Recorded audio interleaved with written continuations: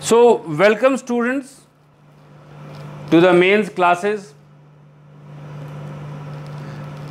PT class में और mains class में सबसे बड़ा अंतर यह है कि इससे आपका अपना एक सोच भी विकसित हो जाता है. You have your own thought, और किसी भी इंसिडेंट को हम लोग बहुत गहराई में कवर करते हैं.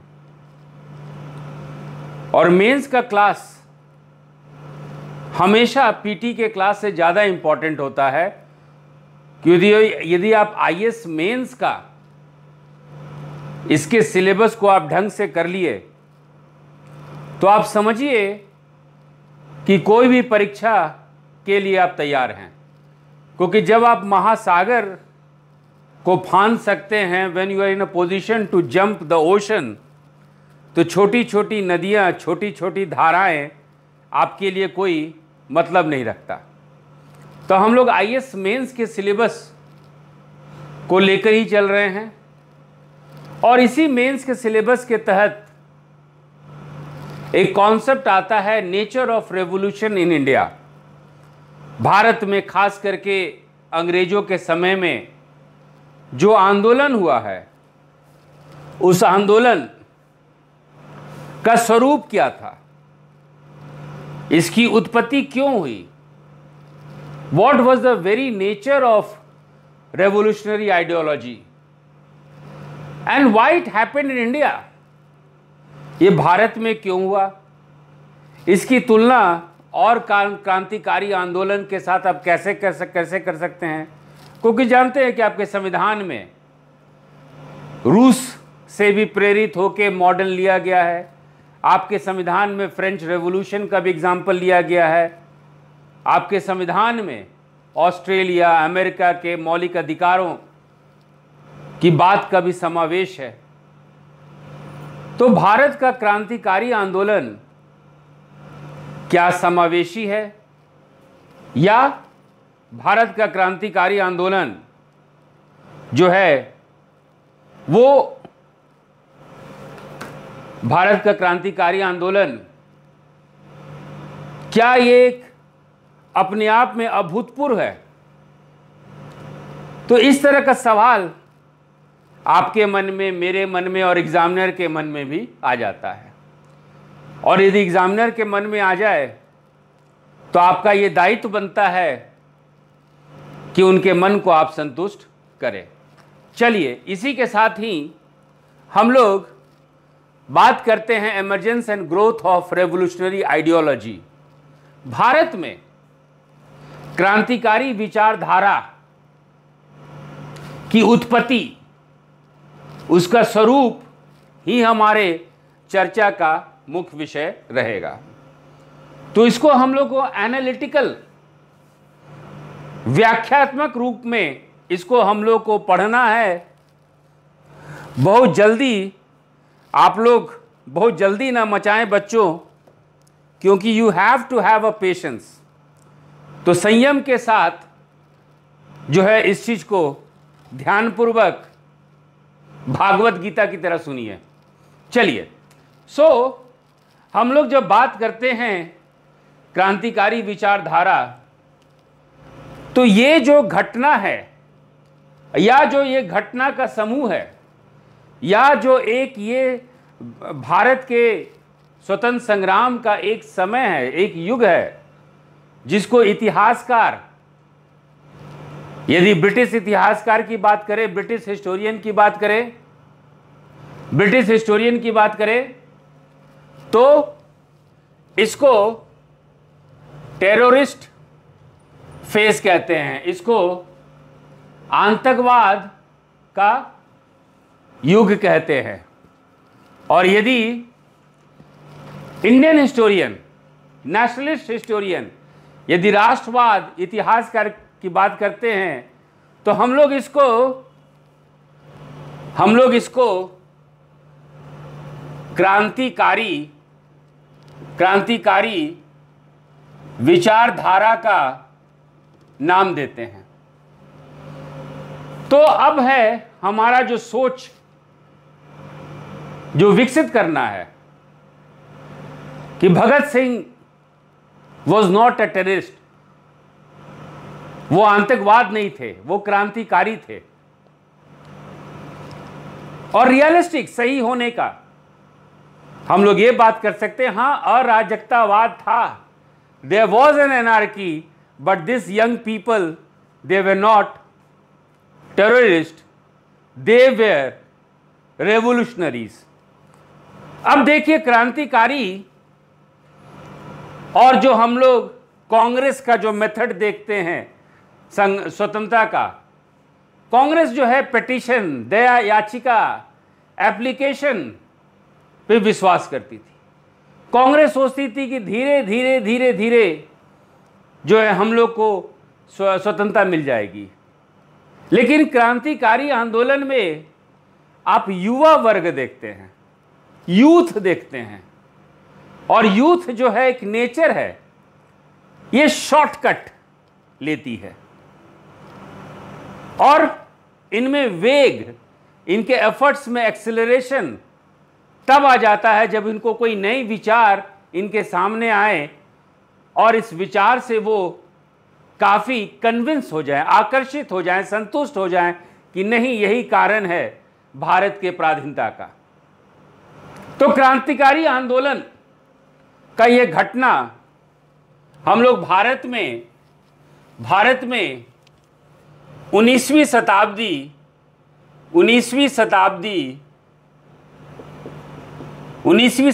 के अंत में और 20वीं शताब्दी के शुरू में देखते हैं कि इस तरह का कार्य, इस तरह की गतिविधियां काफी प्रचलित थी। We find that the phase of revolution terrorism in India was very pronounced in the late 19th century and early 20th century। और ये जो फेज था, ये जो समय था, इसके कई कारण थे, आंतरिक कारण भी थे और बाह्य कारण भी थे। आप पश्चिमी विचारधारा के संपर्क में आए, आप अपने आप को चाहते थे कि एक पंछी रहें जो कि उन्मुक्त गगन में उड़े। You wanted to regain the glory of India. You came in contact with the Western philosophers, their thinkers, and came to appreciate the feelings of nationalism। राष्ट्रवाद क्या होता है, मौलिक अधिकार क्या होता है, किसी शासन और सरकार की मुख्य कर्तव्य, what are the basic features of any government. तो बहुत सारी आंतरिक घटनाएं और बाहरी जो संकेत कारक बने इस नई क्रांतिकारी विचारधारा के लिए। तो बच्चों, यदि हम लोग आगे बढ़ते हैं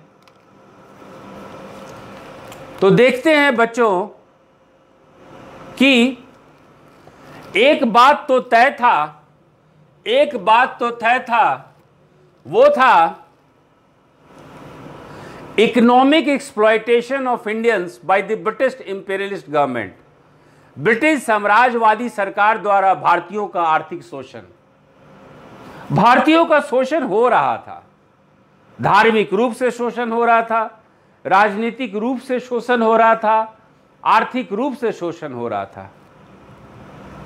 लेकिन धीरे धीरे जब लोगों को महसूस होने लगा कि उनकी आर्थिक स्थिति सही नहीं है, उनकी स्थिति सही हो जाएगी यदि अंग्रेज उनका दोहन ना करे। The moment Indians realised that the economic exploitation will come to an end and their economic situation will improve, the moment British goes from here, और यही बात जब भारत के युवकों में समझ में आई तो वो शॉर्टकट चाहते थे। वो बम का इस्तेमाल करने लगे, हथियारों का इस्तेमाल करने लगे, मर्डर भी करने लगे और फांसी से नहीं डरे। तो जो मूलभूत कारण था जिसके कारण भारत में क्रांतिकारी आंदोलन का उदय हुआ, वो शोषण था, लेकिन the main reason was economic exploitation, आर्थिक दोहन। और देखिए, भारत एक ऐसा विचित्र देश है जो कि उत्तर में उसकी खास संस्कृति है, भाषाएं अलग है, दक्षिण भारत की भाषाएं अलग है, तो सबका पीड़न बहुत हद तक क्षेत्रीय रह जाता था। India had a different religion, India is a country practicing many faith, they have different languages, but they were all exploited। और जब उनके शोषण का आधार आर्थिक लगा तो सारे देशवासी, चाहे उत्तर भारत हो, पश्चिम भारत हो, पूर्वी भारत हो, दक्षिण भारत हो, सारे भारतीय समझ गए कि ये दोहन का मुख्य कारण है अंग्रेज की शासन।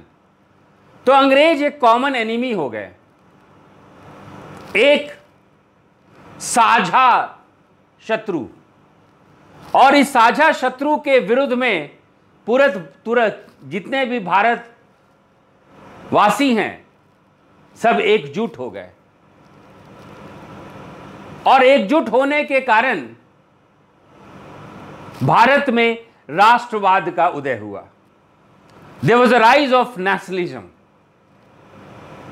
तो बच्चों, हम लोग ये कह सकते हैं कि भारत में राष्ट्रवाद का उदय भी तभी हुआ जब भारतीयों को जानकारी मिली कि इसका कारण एक ही है और वो है अंग्रेज।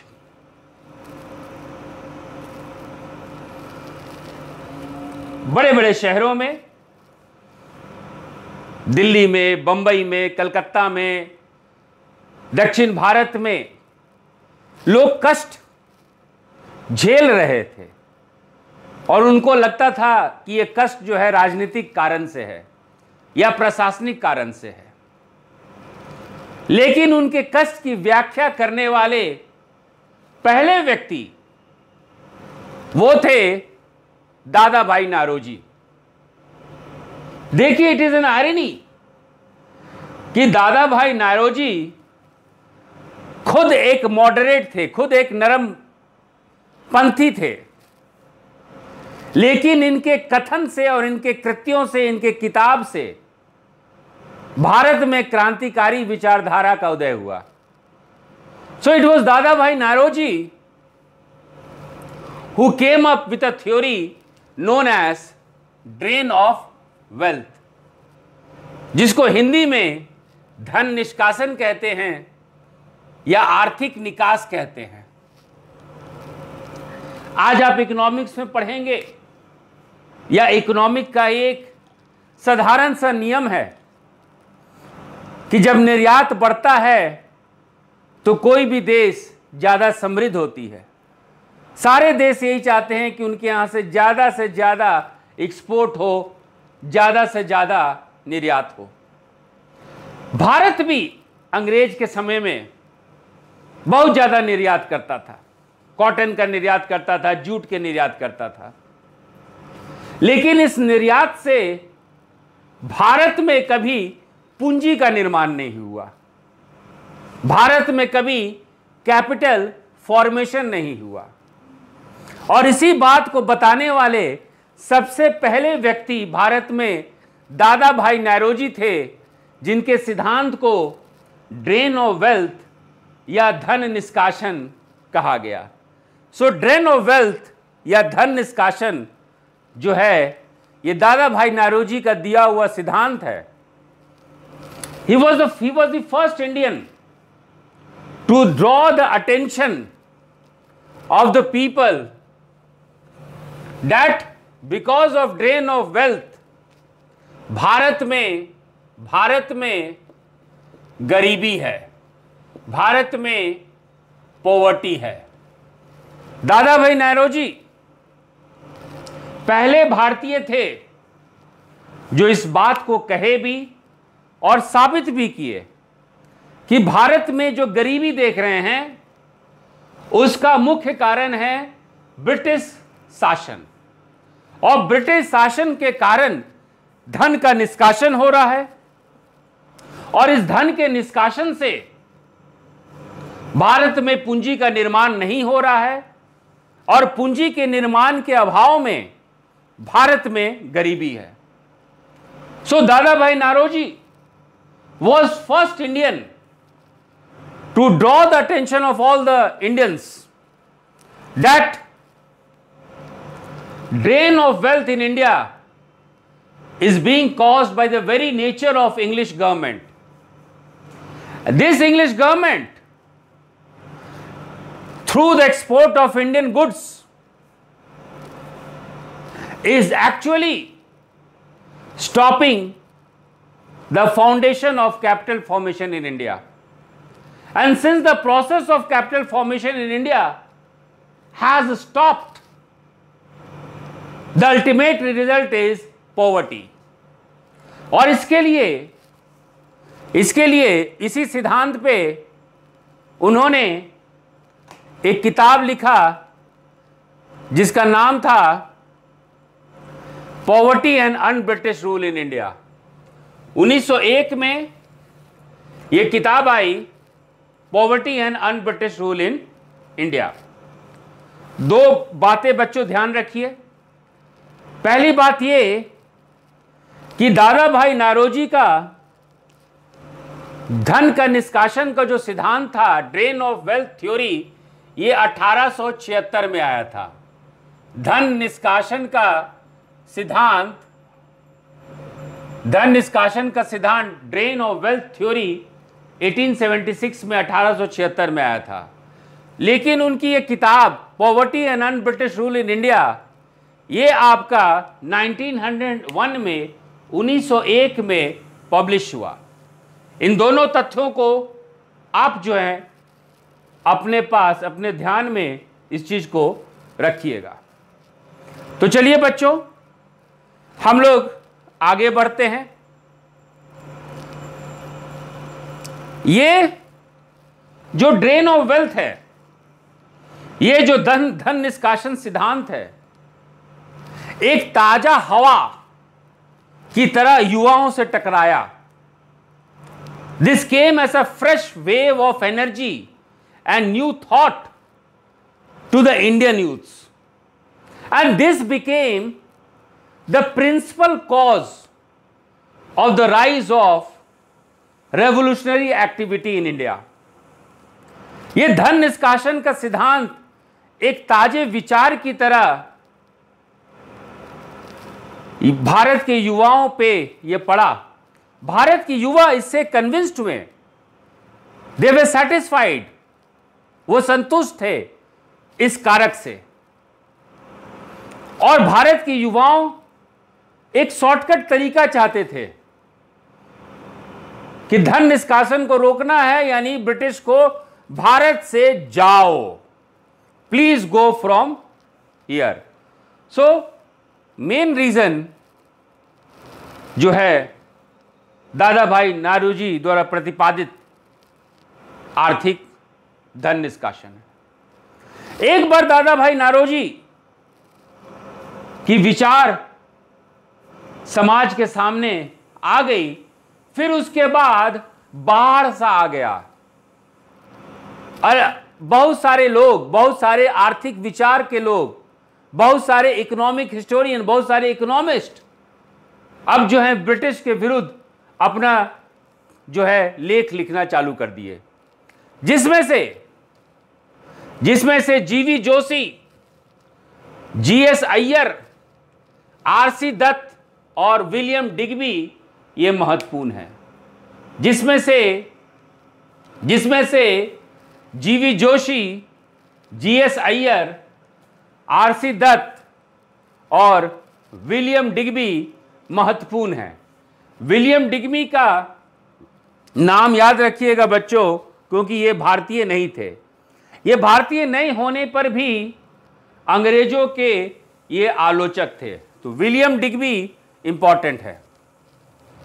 और विलियम डिग्बी द्वारा एक किताब लिखा गया है जिसका नाम है prosperous British India. William Digby का किताब है प्रॉस्परस ब्रिटिश इंडिया।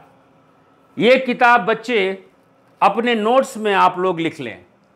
और आरसी दत्त का किताब है the economic history of India. R C Dutt का भी किताब है the economic history of India. और इन दोनों ही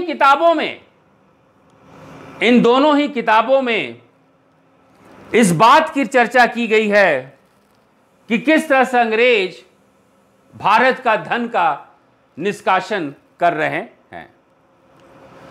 तो अब जो है, ये जो आर्थिक विचारक थे भारत के, ये जो आपके इकोनॉमिक हिस्टोरियंस थे, वो ब्रिटिश शासन का ईमानदार और सच वाला पहलू सबके सामने कर दिए। ब्रिटिश शासन कहती थी कि उनका उद्देश्य भारत में कल्याणकारी राज्य है, बनाना है। British always used to stress on this principle that the aim and objective of British rule in India was to set up a welfare state, not colonial state, to set up a welfare state. 1858 में, 1858 में जब east India company से भारत का बॉगडा और queen Elizabeth के हाथ में आ गया, तब भी यही बात की गई थी कि the aim of her majesty was to set up a welfare state in India। लेकिन एक बहुत बड़ा झूठ था और भारत के आर्थिक विचारधारा इस बात को साबित कर दी कि नहीं, कल्याणकारी राज्य बनाने का आपका जो उद्देश्य है वो गलत है। आप झूठ बोल रहे हैं, आप भारतीयों का अपमान कर रहे हैं। आप तो एक उपनिवेश भारत में बनाना चाहते हैं, जैसा कि दक्षिण अफ्रीका में हो या अमेरिका में हो। तो ये बच्चों शुरू के आर्थिक जो विचारक हैं उनका योगदान था। और तभी दूसरे चरण का लेखन चालू हुआ। Now the second wave of criticism started in India. और दूसरे चरण में सबसे महत्वपूर्ण रहा आपका देशार कथा। देशार कथा जो कि लिखा गया था गणेश देवस्कर, जो कि लिखा गया था सखाराम, पूरा नाम है सखाराम गणेश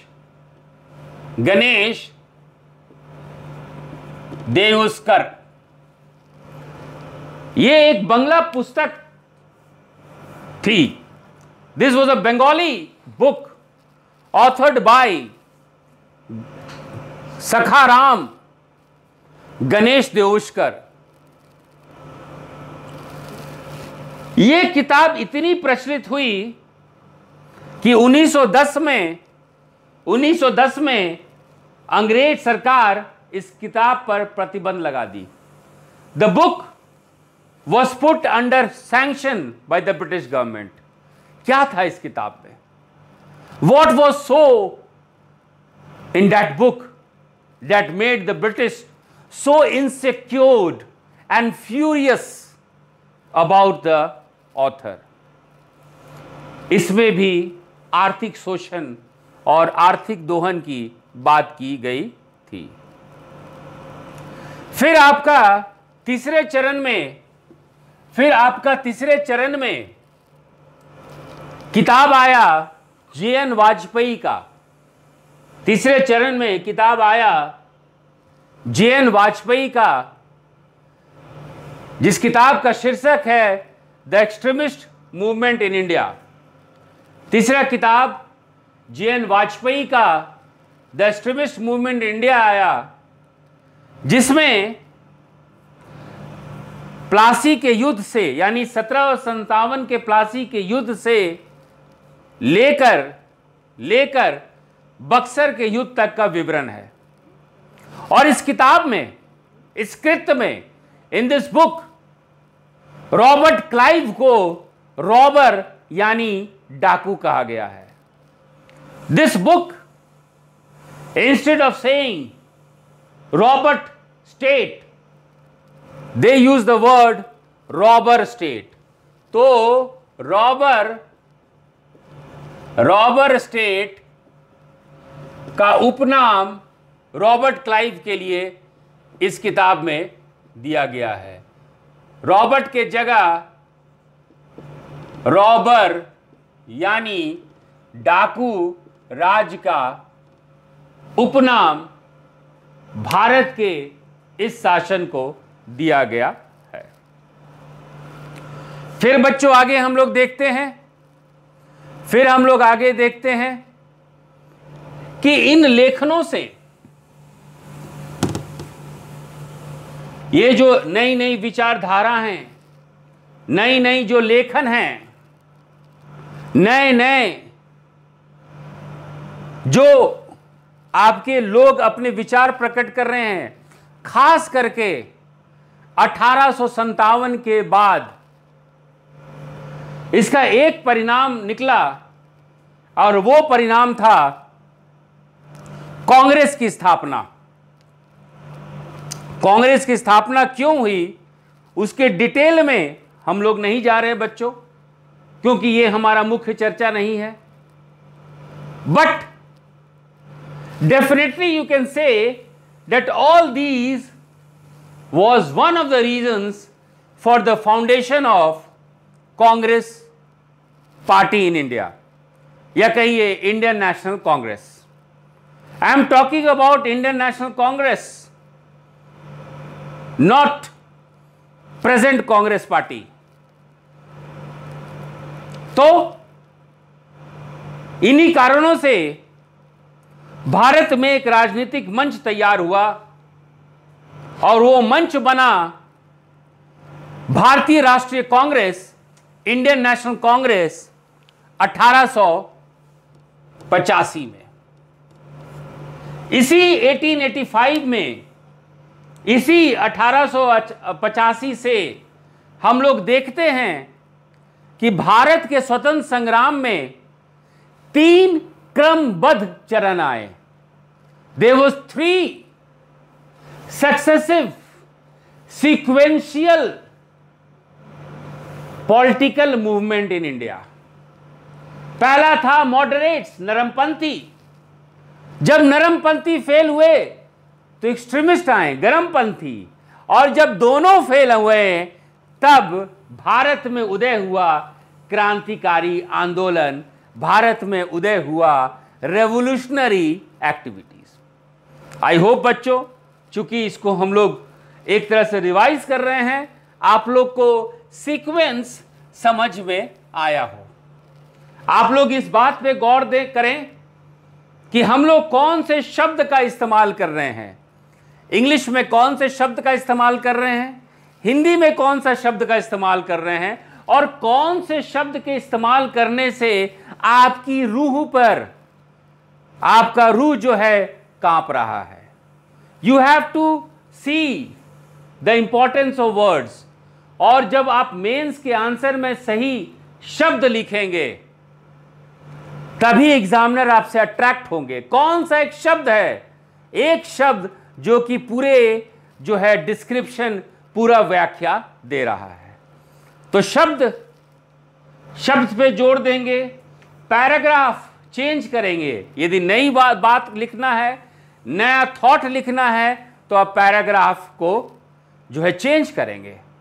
अपनी बातों को, आप जो बात कहना चाह रहे हैं उसके लिए सबूत भी चाहिए, उसके लिए प्रामाणिकता भी चाहिए। तो आप अपने हर एक बात पर प्रमाण दें, किताबों का नाम दें, किताबों का उल्लेख दें, तो इससे आपके आंसर में वजन बनेगा। तो चलिए इस वजन बढ़ाओ कार्यक्रम को आगे बढ़ाते हुए हम लोग देखते हैं कि भारत में जो आपका राष्ट्रीय संग्राम है, जो भारत में स्वतंत्र आंदोलन है, 3 महत्वपूर्ण भागों में बटा है। पहला महत्वपूर्ण भाग है जिसको कि आप मॉडरेट या नरमपंथी या मध्यम चरण कहते हैं, और ये इसका युग था 1885 से लेके 1905 तक। याद रखिएगा बच्चों, 1905 बंगाल विभाजन, फिर दूसरा फेज था उग्रवादी राष्ट्रवाद, चरमपंथी, गरम दल जो बोलना चाहें, इसका फेज था 1906 से लेके 1919। और जब ये दोनों विफल हुए, when both failed, तब आपके हीरो का जन्म हुआ जिसको कि आप रेवोल्यूशनरी टेररिज्म कहते हैं, जिसको कि आप क्रांतिकारी आंदोलन कहते हैं। आई बात समझ में? समझ में आई? तो चलिए बच्चों हम लोग अब बात करते हैं moderate phase of Indian national struggle, जो मध्यम चरण था। कांग्रेस की स्थापना के बाद का जो पहला चरण था, इस समय कांग्रेस अंग्रेजों के गुड बुक्स में थे। अंग्रेजों को ऐसा लगता था कि कांग्रेस उनका सिपाही है। इस समय के कांग्रेस का जो प्रतिनिधित्व होता था, Congress was represented by Gopal Krishna Gokhale. Congress के प्रतिनिधि इस समय फिरोज शाह मेहता थे। कांग्रेस के प्रतिनिधि इस समय सुरेंद्र नाथ बनर्जी थे। पहले भी कह चुके हैं बच्चों, सुरेंद्र नाथ बनर्जी का एक किताब है अ नेशन इन मेकिंग। याद रखिएगा, सुरेंद्र नाथ बनर्जी का ये किताब है अ नेशन इन मेकिंग। इस स्लाइड्स को गौर से देख लीजिए और अपने नोट्स में इसको लिख लीजिए। देयर इज अ नोट्स, किताब है a nation in making, written by sir Surendra Nath Banerjee. इसको अपने नोट्स में लिखिएगा, बनाइएगा। और Dada Bhai Naoroji, grand old man of India. ये देखिए, ये कांग्रेस के नरमपंथी हैं और इनके लेखन के कारण भारत में क्रांतिकारी विचारधारा आई। सीधा आयरनी, ये देखिए,